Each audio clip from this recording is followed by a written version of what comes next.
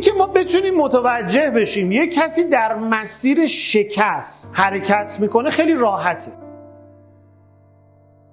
دو تا ویژگی اصلی داره. اولیش داشتن ذهنیت سرزنش.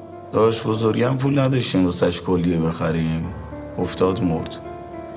رفتیم واسش کفن خریدیم متری 6.5، مغازه بغلیش پارچه لباس مشکی مادرم خریدیم متری 4 تومن. کی گفته ما همیشه باید تحمل کنیم؟ آقا چرا درآمدت کمتر شده؟ آقا دلار شده 80 تومن. سرزنش. دو، بحث حسرت ها و گناه ها. وقتی به هر دری میزنی همه کس و کارتو از بدبختی نجات بدی، ولی تهش میفهمی اینا بدبختیشونو دوست دارن پوزشو میدن.